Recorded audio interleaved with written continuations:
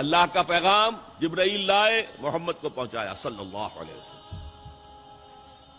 محمد صلی اللہ علیہ وسلم نے جبریل سے لیا، صحابہ کو پہنچا دیا۔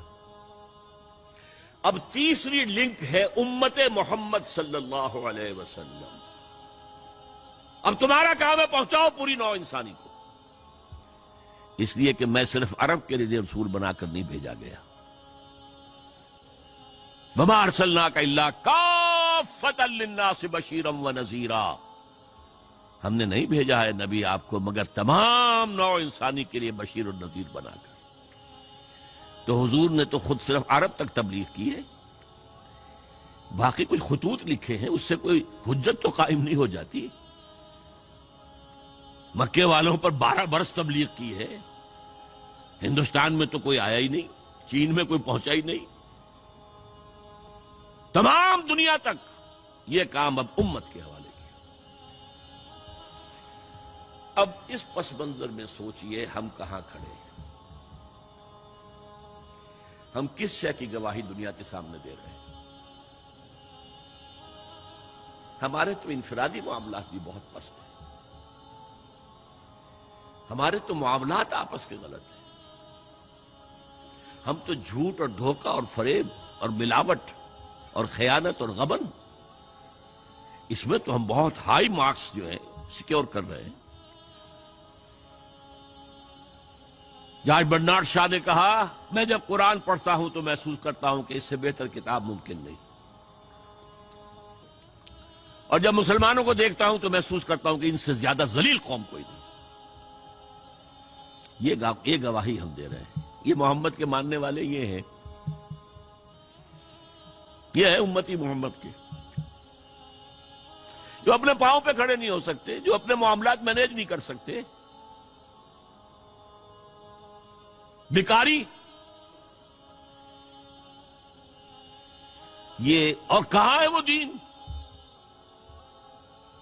کوئی ایک ہی دنیا میں دکھا سکتے ہو کہ یہ ہے دین؟ آؤ see with your own eyes, this is دین الحق۔ یہ جو میں نے آپ سے کہا تھا کہ یہ بڑی نازک ذمہ داری، بڑی نازک، اس کا ایک اندازہ آپ کو ہو جائے گا خطبہ حجۃ الوداع سے۔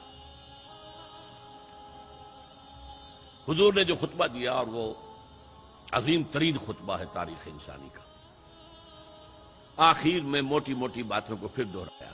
دیکھو عورتوں کا خیال کرو، عورتوں کے حقوق ادا کرو، دیکھو غلاموں کے ساتھ نیک سلوک کرنا، جو بھی تھی۔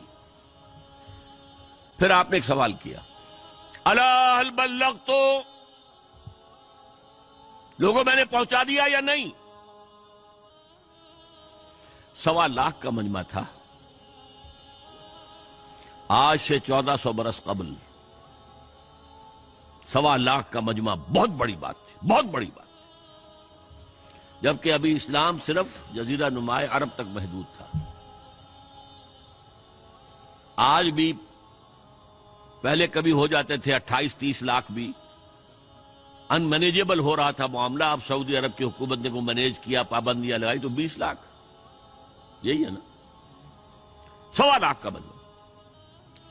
اور اس کا نقشہ میں دکھا دوں، ایک ایک حرف آپ 3 مرتبہ کہہ رہے تھے۔ داہنی طرف رخ کر کے کہا، وہ سنا، پھر مکبر کھڑے ہوئے ہیں، اس نے سنا اور آگے پہنچایا، اس نے سنایا آگے پہنچایا۔ لاؤڈ سپیکر تو تھا نہیں، کوئی پبلک ایڈریس سسٹم تو نہیں تھا۔ پھر آپ نے سامنے رخ کر کے وہی بات فرمائی، پھر یہاں سامنے کھڑے ہوئے لوگوں نے پہنچایا، پھر بائیں طرف رخ کیا۔ اسی لیے ہر جملے کو، ہر بات کو آپ نے 3 دفعہ کہا، الا هل بلغت، میں نے پہنچا دیا یا نہیں؟ اور عام عادت صحابہ کی یہ تھی کہ اول تو حضور کے سوال پر خاموش رہتے تھے کہ واللہ ورسولہ عالم،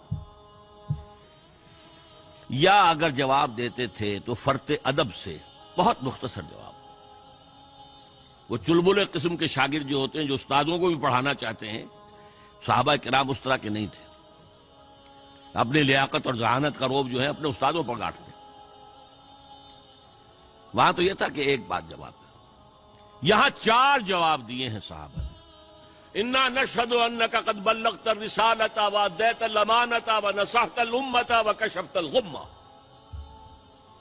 3 مرتبہ حضور نے کہا الا هل بلغت، اور 3 مرتبہ جواب آیا انا نشهد انك قد بلغت الرسالة واديت الامانة ونصحت الامة وكشفت الغمة۔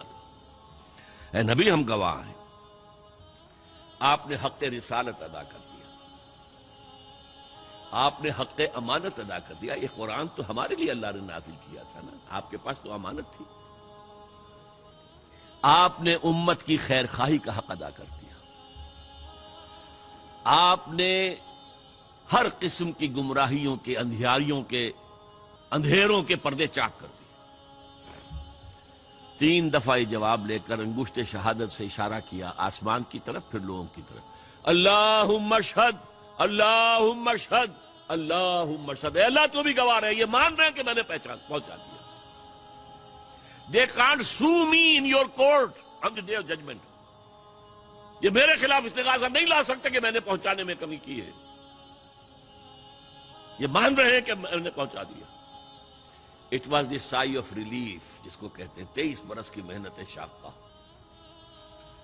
کون کون سے مراحل آئے ہیں، یوم طائف بھی آیا ہے، 3 سال کی شیب بنی ہاشم کی قید بھی ہے، معرکہ احد بھی ہے، احزاب بھی ہے، 70 مبلغین ذبح کیے گئے، کیا کیا نہیں دیکھا، کیا کیا نہیں جھیلا۔